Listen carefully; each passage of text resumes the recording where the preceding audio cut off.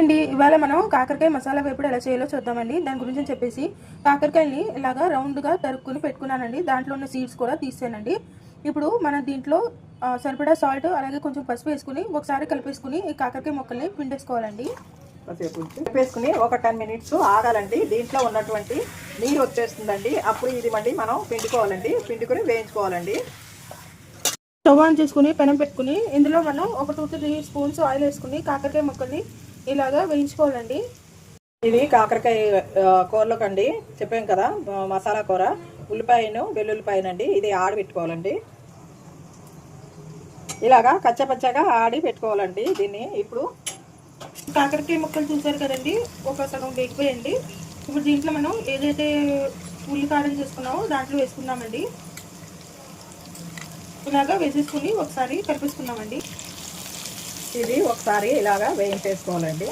అంటే ఇది కూడా కొంచెం కాసేపు వేగాలన్నమాట అండి. ఇందులోనూ చాలా బాగుంటుందండి. ఇది చేసుకుని చూడండి. ఉల్లికారం పెట్టి కూర అంటారండి ఇది కాకరకాయ.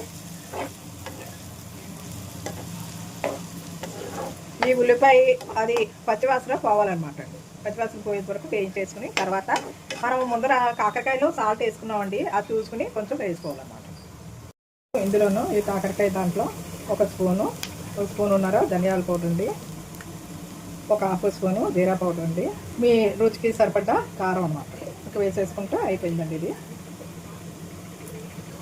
దీన్ని ఇలాగా ఒకసారి కలిపేసుకోండి.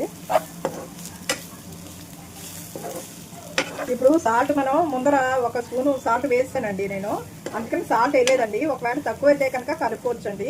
అంటే ఎక్కువ అవుతుందనే ఉద్దేశంలో నేను సాల్ట్ వేయలేదండి.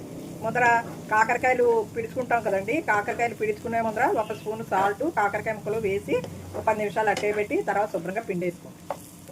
ఇదండి నాటి వీడియో. ఈ వీడియో కనుక నచ్చినట్లయితే లైక్ చేయండి, షేర్ చేయండి, కామెంట్ చేయండి, అలాగే సబ్స్క్రైబ్ కూడా చేయండి. మరిన్ని వీడియోలు కావాలంటే బెల్ ఐకాన్ నొక్కండి. Until then see you in the next healthy recipe. Thanks for watching. ఈ రెసిపీ మీరు ట్రై చేసి ఎలా ఉంది ఏంటి అనేది కామెంట్ సెక్షన్లో పెట్టండి. అలాగే మీకు ఏమైనా రెసిపీ కావాలంటే కూడా కామెంట్ సెక్షన్లో పెట్టండి, మేము మీకు చేసి చూపిస్తామండి. ఎందుకోనండి మాకు ఎక్కువ లైక్లు షేర్లు కామెంట్లు రావట్లేదండి. మీకు ఒకవేళ నచ్చితే కనుక తప్పకుండా కామెంట్ చేయండి ప్లీజ్. ఎందుకంటే మేము ఎంతో కష్టపడి ఇవన్నీ చేస్తున్నామండి. దానికైనా మీరు కొంచెం ఆలోచించి పెట్టాలండి. Thank you for watching. Thank you for sharing.